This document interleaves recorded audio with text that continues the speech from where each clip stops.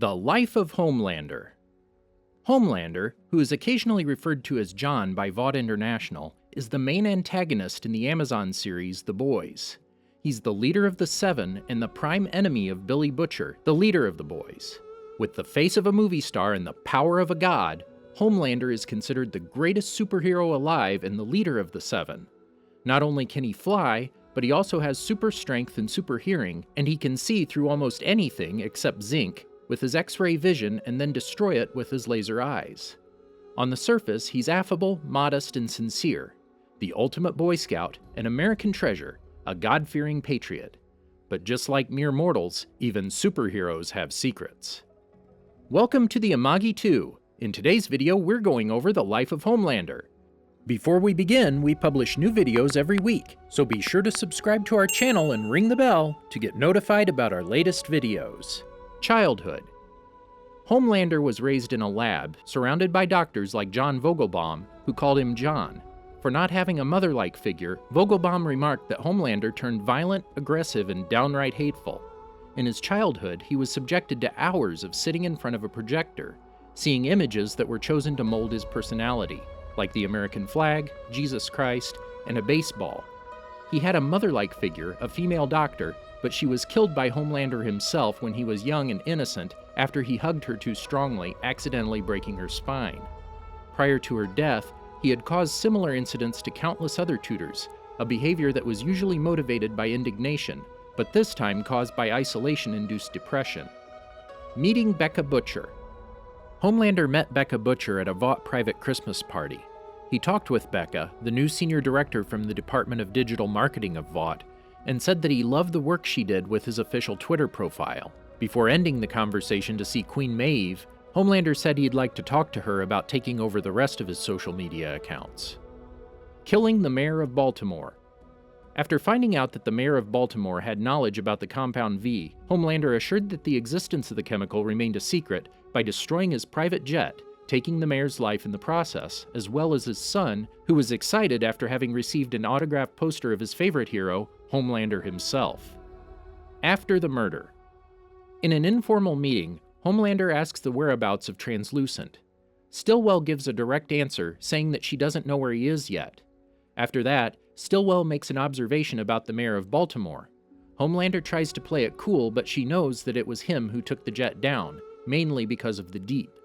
The two of them have a discussion about what Homelander represents.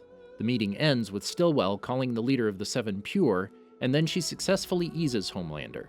Homelander, unhappy about the Deep's choice of telling Stillwell about the jet's destruction, requests the presence of his fellow associates in the meeting room of the Seven Tower. There, they talk about the unfortunate choice of telling Stillwell about the laser beam marks on the jet that the Deep made. Homelander takes the position of an alpha male and makes his points clear. The Deep keeps his mouth shut, or there will be no Deep to sniff him anymore. The search for Translucent. Homelander goes to Crime Analytics and asks Annika the last known location of Translucent. At first, she's not sure if she can share that information with him, to which Homelander replies that he can do whatever he wants. Annika gets the message and gives Homelander the information he asked for. Homelander flies the 10 blocks to where Translucent is expected to be. There, he sees a van. Inside the van, there's one of the boys, Frenchie. Homelander doesn't know he's an enemy, so he casually asks for his ID.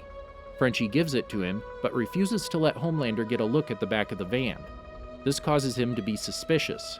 Homelander decides to look anyway with his X-ray vision, only to see nothing there. An explosion then happens some blocks away, part of a plan to keep Homelander off of where Translucent really is. Homelander then goes for it, flying in the direction of the fire. Mission with Queen Maeve. Queen Maeve and Homelander go to a high-rise building where a sniper is hiding. A SWAT team is in position, but the arrival of 2 members of the Seven makes them step back. Homelander, with his impressive theatrics, praises the law officers and calls them real heroes. After that, Maeve and Homelander enter the building. Homelander kills the sniper by penetrating his hand through the guy's chest. In order to keep up appearances, Homelander shoots the sniper's gun several times at Maeve's armor, just to make it look like they were attacked first. The race. Homelander arrives at the race when Queen Maeve is being interviewed, drawing all attention to him. He makes a speech to the spectators, hiding his true feelings about everyone there that isn't a soup. Then he and Maeve start a conversation, and Homelander remembers the time when the two of them were dating. He looks back with sincere joy and feeling of nostalgia. He even tries to get close to her, with the attendants shouting, "Kiss her!" But Maeve steps back. After the conversation is over, Homelander sees that a weird man is looking at him in an odd way. They exchange stares. After the race is over, Homelander goes back to the 7 Tower. There, he and the Deep show Stillwell a box. She opens it and sees Translucent's remains. Homelander asks the Deep what the box is made of, to which he answers zinc, the only thing Homelander can't see through. Inside the box, there is a message, "Coming for you," which is basically a declaration of war. Transoceanic Flight 37. After a transoceanic flight from Paris to Chicago is hijacked by terrorists, Stillwell sees this as a golden opportunity to push her soups into the military. She calls Maeve and Homelander to go there and save the plane. She says that they can't act on foreign soil, but as the plane is above international waters, they can do something about it. Stillwell says that no congressman will have the courage to vote against their bill if Homelander and Maeve save those passengers on the hijacked plane. Homelander and Maeve successfully get on the plane, and just after their arrival, the terrorists are killed by them. The passengers then applaud their saviors. Homelander and Maeve enter the airplane's cockpit, and there they see one more terrorist pointing a gun at the pilot, and next to him, the dead co-pilot. The Supes try to handle the situation, but the terrorist shoots the pilot by instinct, and immediately after that, Homelander kills the terrorist by lasing him down. As a consequence, the flight control system is destroyed. Maeve and Homelander discuss ways to save the plane, but none of them would work. Homelander decides to abandon the passengers. Maeve tries to convince her partner to do otherwise, but he can't be persuaded. The godlike warrior tries to negotiate with Homelander, saying to save at least a mother and her daughter that they spoke to moments ago. Homelander declines, saying that if they save some passengers and let the rest die, the few who survived will tell the world that two of the greatest superheroes did nothing to save the rest. Maeve, seeing no other choice, embraces Homelander, and together they get off the plane and fly off. In the distance, they see the plane falling towards the ocean. Hours later, Homelander and Maeve are seen on a beach where the plane wreckage is washing ashore. Maeve is truly grieving the loss of the passengers. Meanwhile, Homelander decides to act up and gives a speech to the news crews there, appealing to the audience and saying that if superheroes were on the chain of command of the military, the tragedy of Flight 37 would never have happened. By the end of the speech, everyone there was shouting "Homelander!" In the 7 Tower, Stillwell watched the speech on her TV with a smirk on her face, knowing that in a way, Homelander did his job. Aftermath of the tragedy. In the 7 Tower, A-Train tells Homelander that he killed his girlfriend Popclaw after she told some guys about Compound V. Homelander then told his colleague that he did the right thing by telling him. Homelander comforts A-Train, but not before making an ominous remark like, "I'll always be watching you." In the memorial made for the victims of Flight 37, Homelander gives a speech mentioning every victim by name and job. Homelander then mentions Susan Lopez and her daughter Maya, the two people Maeve wanted to save. After that, she leaves. Homelander, after finishing the speech, finds her seated on a wooden bench. Maeve justifies her leaving of the memorial early because she hates boring speeches. Homelander sits by her side and tries to talk to her. He says that the one thing he loves in Maeve is that she takes initiative. By the end of his pep talk, Maeve says one more time that she hates boring speeches. After that remark, a silence follows. Believe Expo. Homelander arrives at the festival, and seconds later, a huge crowd starts to follow him, asking for photos and autographs. The leader of the 7 just smiles and waves at them, and right after enters a private place where he can be alone. There, he asks Ashley Barnett where Stillwell is, in which she responds that the vice president of Vought International isn't there. Homelander then goes to see Stillwell, who is taking her son Teddy to the pediatrician. Homelander wants to make a speech that appeals to the public of the festival, focusing on faith and a John Wayne justice, while Stillwell wants a moderate speech that congressmen can identify with. When Homelander doesn't get what he wants, he says that Stillwell is running off the discussion to play a strong single mom, and that she is using the baby as an accessory. Stillwell just answers that they need boundaries. Before leaving, Homelander stares at the baby. Homelander then gets back to the festival and enters the VIP room. There, he talks to Huey Campbell, a friend of Starlight. They talk for a short amount of time. Then Ezekiel says that everyone in the room will be rebaptized by Homelander. One by one, the participants are rebaptized. For Huey's turn, Homelander asks if something is wrong with him because his blood pressure is 150/90. Huey just says that he's afraid of water. Then, Homelander proceeds to rebaptize him, but this time Homelander is taking longer to get the participant out of the water. Afraid, Huey rises after almost drowning. When the ceremony is over, Homelander leaves. Homelander then gives the speech, but instead of following the script as ordered by Stillwell, he improvises, putting in a speech biased towards Christianity and patriotism, and everyone in the crowd rejoices. Homelander then flies low toward the crowd, making him look like a messianic figure. Back at CCTV, Stillwell notices Homelander watching her through the wall. She invites him in, mockingly asking if he is lonely. She warns about the speech he gave and has him lay on the couch, suckling her breast, as a way to tame him. Super in America. In order to further sell the idea of supes in the military, Vought decided to make a reality show featuring members of the Seven. Homelander then was brought to a house he's never seen before and had to make up a story about his childhood there, so the Vought crew could shoot it and send the footage to the reality show. Homelander said a lot of things about his childhood, from baseball trophies to cakes. When he reached the bedroom, he saw the blanket he really used in his childhood locked in a lab. Triggering some painful memories, Homelander became angry and asked who put the blanket there, leaving right after that. Stillwell found Homelander in a barn. Homelander explained to her why he didn't want to shoot the promotional video, but Stillwell managed to make him change his mind using the sexual attraction Homelander had to her. Nothing personal. After meeting with the boys, Mesmer called A-Train and asked to see Homelander, saying that he had useful information. With his request answered, Mesmer goes to meet Homelander on a rooftop. There, he shows Homelander spy cam photos of the people he was looking after, a French guy, a black guy, a skinny white guy, and a British guy. Mesmer then proceeded to ask Homelander for a job at Vought, but Homelander just flew away without any promises.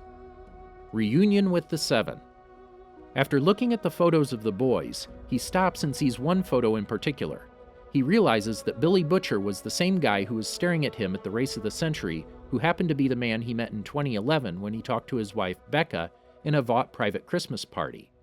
The Seven, or at least the rest of it, was awaiting A-Train. When he arrived, Homelander started the reunion. Homelander criticized the Seven for having been unreliable and sloppy recently. Homelander shows the Seven a picture of Huey, declaring that Huey is responsible for the death of Translucent, blackmailing Mesmer, Ezekiel, and Popclaw. He throws it over to A-Train, who doesn't recognize Huey at first, until the photo is zoomed out to show that it was from when they shook hands in that very room. Homelander also says that Huey is targeting the Seven following Robin's death, blaming A-Train for it, and seeking vengeance. Starlight, after she recognized Huey, is the main target of Homelander. Homelander begins to suspect Starlight for any possible involvement in aiding the boys.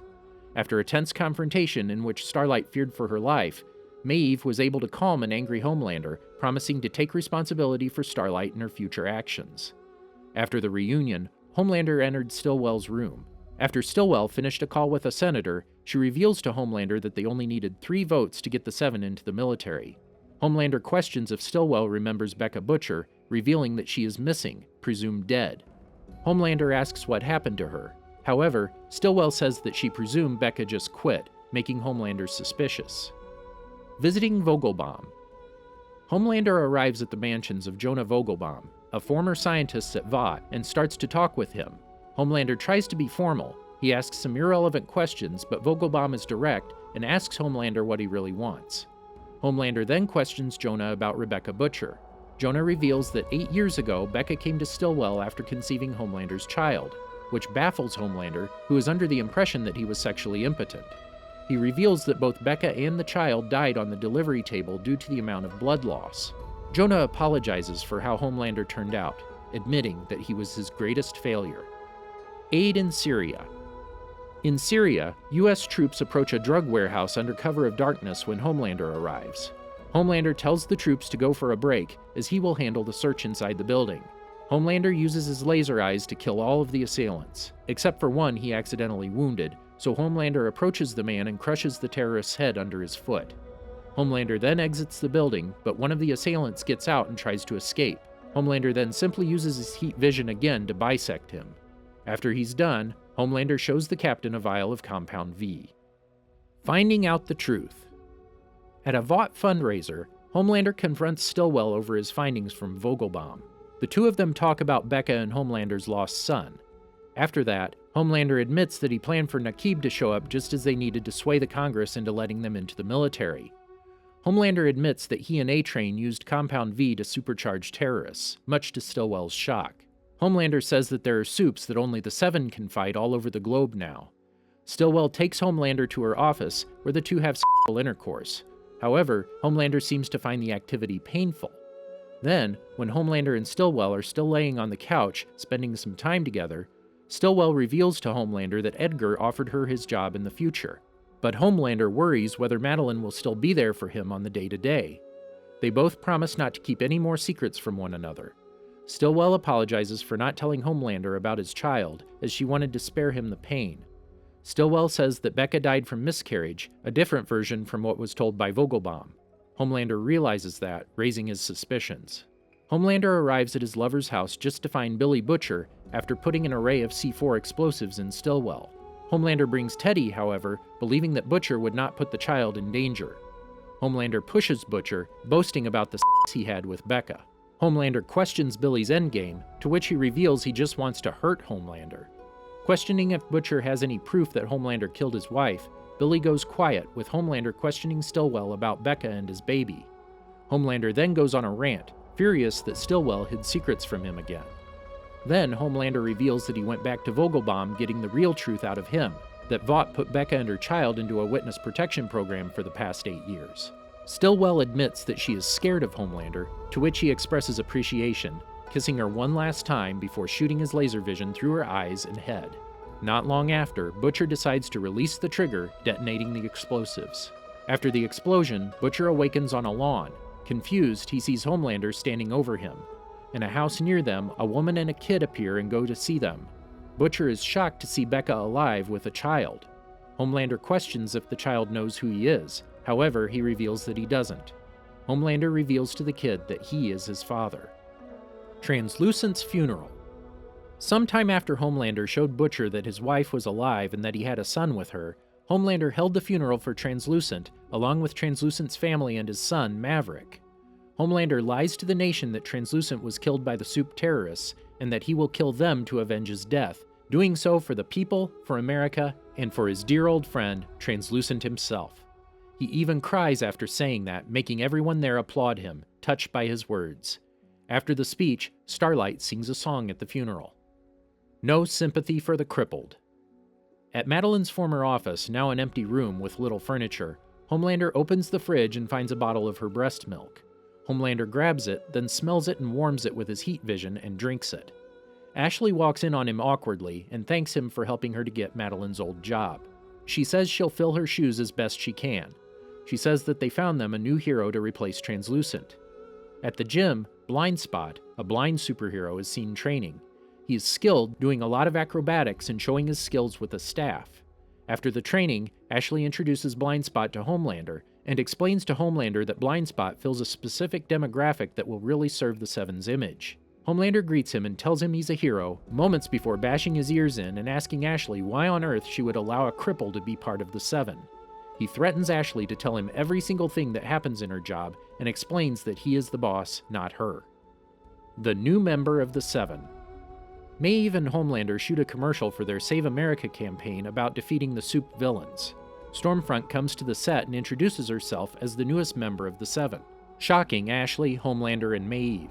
Stormfront explains that the guys on 82, aka Stan Edgar, made it happen. Stormfront live streams the whole meeting to her fans on Instagram, and Homelander fakes excitement but walks away in a huff. History lesson. Homelander pays a visit to Stan Edgar, where he asks to be consulted on the new additions to the Seven. Homelander threatens Stan that he might move on when his contract is up at the end of the year. Stan asks him what he knows about Frederick Vought, the leader of Vought. Stan explains that Homelander is under the impression that they are a superhero company, when in fact they are a pharmaceutical company, and Homelander is not their most valuable asset, but Compound V is. He accuses him of distributing Compound V around the world to terrorists, and says that Homelander is not as significant as he thinks he is. Frustrated, Homelander flies to Becca's house to see his son. While Homelander and Queen Maeve were discussing about things while taking a break from filming a movie, Ashley shows Homelander footage of his fight against another super-terrorist, which results in Homelander killing the super-terrorist with his heat vision, but also killing an innocent male teenager, who succumbed to Homelander's heat vision as well. Homelander ignores it and asks Ashley how many views the video received. He then goes to a protest where the people are protesting against Homelander for his war crime. Homelander gives a speech about how freedom comes at a price, but this exacerbates the protest, to where Homelander has a vision of him using his heat vision on the protesters and killing many people, but he instead decides to leave the protest and flies away. Partners in crime. Touched by the results of the protest, Homelander goes to Stormfront for her assistance in helping him regain popularity. Stormfront helps him by churning out memes like "better there than here," as well as denying the footage is fake. Homelander returns excited and breaks up the conversation between Starlight and Stormfront. In a rare moment of gratitude, Homelander thanks her for her assistance, to which Stormfront solicits him by asking him how he can repay her. The two go back to the Seven Tower and have rough sadomasochistic sex. Homelander and Stormfront's relationship becomes official, as the two even have public sex in the same area just moments after they kill a criminal. Ask and you shall receive. Homelander has a surprise for Stormfront. However, she tells him she can't right now, and she has a meeting at the Seven Tower with the social guys that won't take any longer than 20 minutes, when in actuality she ventures to Sage Grove Center to check on the patient results. Reluctant, Homelander lets her go. Eventually, Homelander gets tired of waiting and is suspicious that Stormfront lied to him. So Homelander visits the Seven Tower but finds no information from anyone there about her meeting or that she was even there. Enraged from the lie, Homelander returns to the movie set and burns down his trailer. Stormfront arrives at the set where Homelander calls out her lie. Incited further by her continued talking, Homelander grabs her neck with his fist and squeezes it. The two meet back at the Seven Tower where Stormfront apologizes for lying to him. Still raw from the event, Homelander dismisses her apology attempt. Stormfront then promises she will tell him the truth, starting with her real identity. She goes to a nearby chest filled with a Nazi uniform and a dagger, a Liberty costume, old newspapers, and a stack of photos. She grabs the photos and shows them to Homelander. She reveals that the old woman in the photo is not her grandmother, it is really her daughter, Chloe. Continuing, she explains that she was born in 1919 in Berlin. There, she became a member of the Third Reich and had her daughter with Frederick Vought, who also gave her the first successful Compound V injection. She continues to explain that Frederick's true intentions were not to create a shallow company that Vought is now, rather it was to create an army of supermen to win the race culture war. She congratulates Homelander, calling him the one to lead the army and that he is Vaught's true destiny while confessing her love to him. After she finishes explaining, Homelander grabs and passionately kisses her, simultaneously forgiving her. Remember who the enemy is. Homelander and Stormfront meet in the middle of a crowd and explain the most recent breaking news. Stormfront first addresses the recent supervillain paranoia leading to a shooting at a local convenience store as being unacceptable, and Vought will donate to Samaritan's Embrace in honor of Kuldeep Singh. Homelander then continues to fuel the crowd's paranoia and hatred by addressing the recent supervillain immigration. Stormfront attacks Victoria Newman and the opposition by stating that they can't just let the supes into their country, additionally stating the superheroes are there to protect the citizens.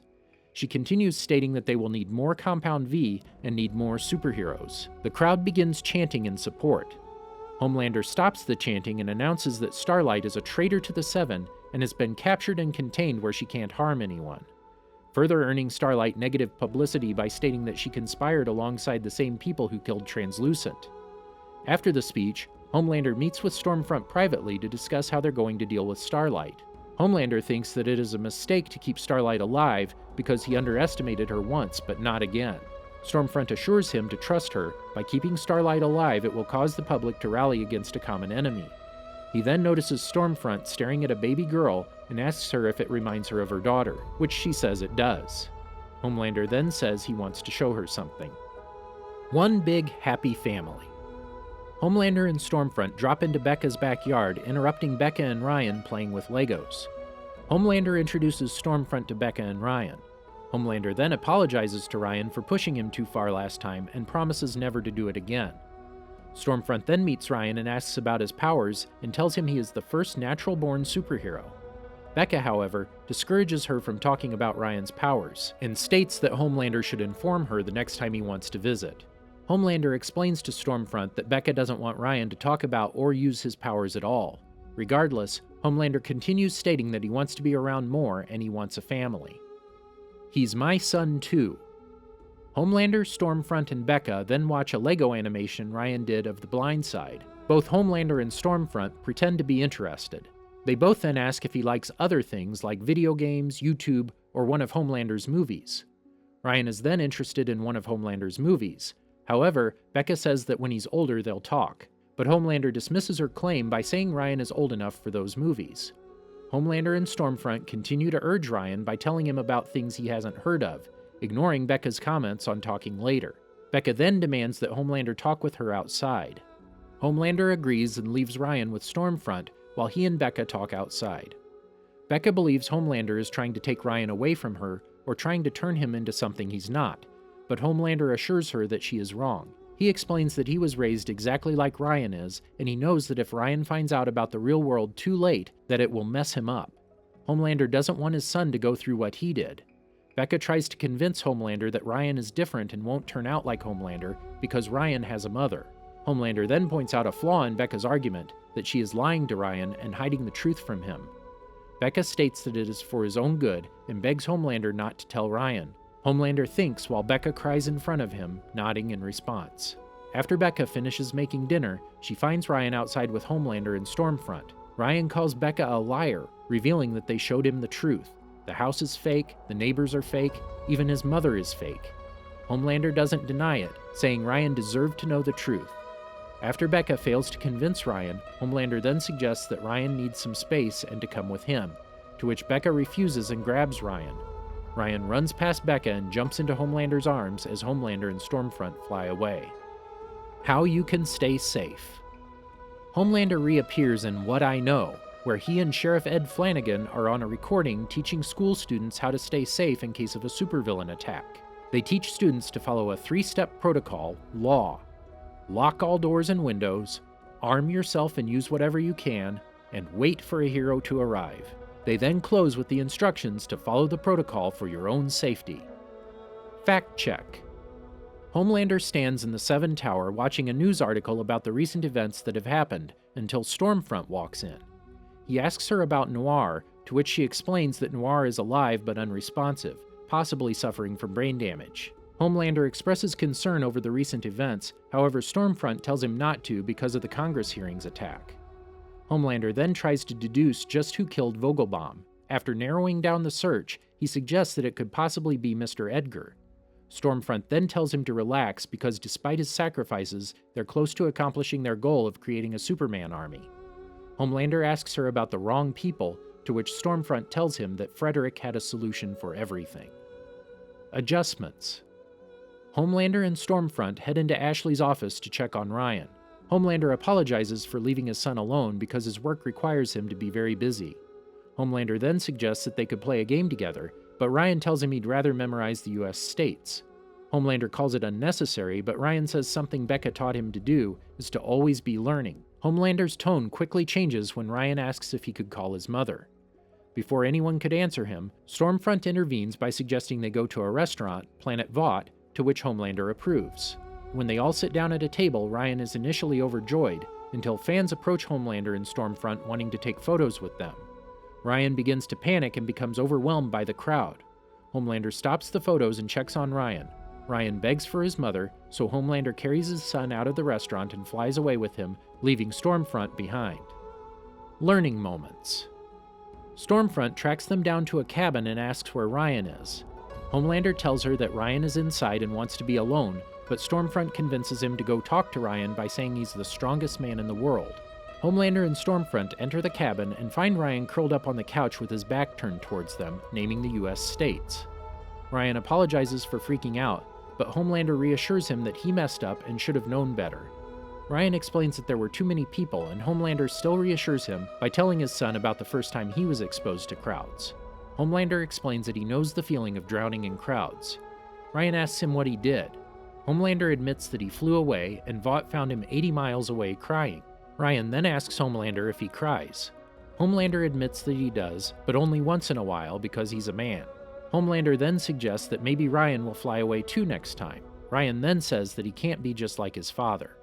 Homelander then tells Ryan that he had no one to teach him how to use his powers because everyone around him was too scared to get near him, so he had to learn on his own. Homelander then offers to be a teacher to his son and show him how to use his powers. Ryan then hugs Homelander, and Homelander puts his arm around his son. Homelander looks up to see Stormfront smiling at him. Homelander and Stormfront appear outside, encouraging Ryan while he tries to use his heat vision on an action figure of the Deep. When Ryan fails, Homelander encourages him not to give up and then tries teaching a tip that will help. He tells Ryan that it helps to think about someone he hates, but Ryan insists that he hates no one. Stormfront then intervenes and tells Ryan that he can't afford not to hate because they're under attack. Homelander expresses a face of discomfort as Stormfront continues to lecture Ryan on the white genocide.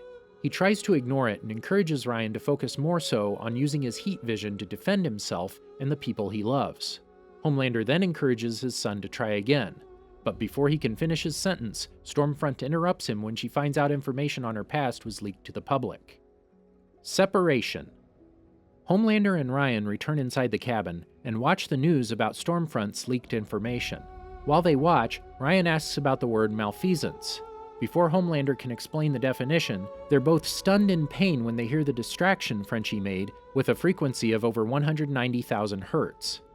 Homelander tells Ryan to stay in the cabin while he leaves to go stop the signal, leaving Ryan covering his ears in pain. Homelander approaches the frequency's source, a collection of Vought ultrasonic speakers, and promptly destroys it with his heat vision. When Homelander returns to the cabin, he finds 7 Vought mercenaries asking about Butcher. He then hears dispatch on their radios ask if they secured the boy. Homelander closes the cabin door and questions them, "Where's my son?" With no answer, Homelander then splits one vertically in half with his heat vision and shouts, "Where is my son?" After slaughtering the men, Homelander walks out of the cabin covered in blood and prepares himself to find Ryan.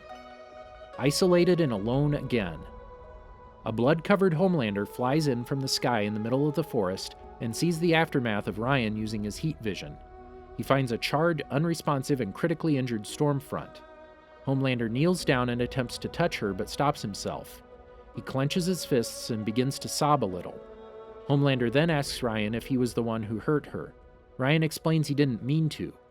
Homelander stands up, motions, and tells Ryan to come to him. Ryan walks away and moves behind Butcher, who refuses to let Ryan go. Homelander silently laughs and demands Billy to hand him over because he's mine. Butcher still refuses. Homelander sarcastically questions Billy if he's going to blow himself up again, all to save the boy who killed his wife. Butcher still refuses, saying he promised Becca. Before Homelander can attack them, Queen Maeve intervenes and demands Homelander to leave them alone. Homelander asks what'll happen if he doesn't. Maeve shows him the footage of him abandoning the passengers of Flight 37 to die. She then blackmails him to let Butcher and Ryan go, to stop hunting Starlight, and to leave her and Elena alone. Otherwise, she'll release the video footage. Homelander then threatens to destroy everything and everyone if she does. Maeve challenges him, saying for him to do it, because everyone will see the monstrous lunatic he really is, and no one will ever love him. Homelander starts to lose his mind when he starts hearing the crowds chanting his name in his head. He stands paralyzed and starts to cry as Butcher picks up Ryan and walks past him, leaving Homelander paralyzed by his emotions and thoughts. First step into madness. Homelander appears at the public announcement after Stan Edgar addresses him. Homelander speaks on the stand and says that Stormfront has been incarcerated and wrongfully framed Starlight as a traitor. He welcomes Starlight back into the Seven. He continues to thank Maeve and Starlight as his eyes twitch more and more violently with each word he speaks. Homelander is seen one final time on a rooftop in the night, venting his frustration by jerking off and reassuring himself that he can do whatever he wants. Did you enjoy our video? Be sure to check out these other great videos from the Amagi, and make sure to subscribe and ring the bell to be notified about our latest videos.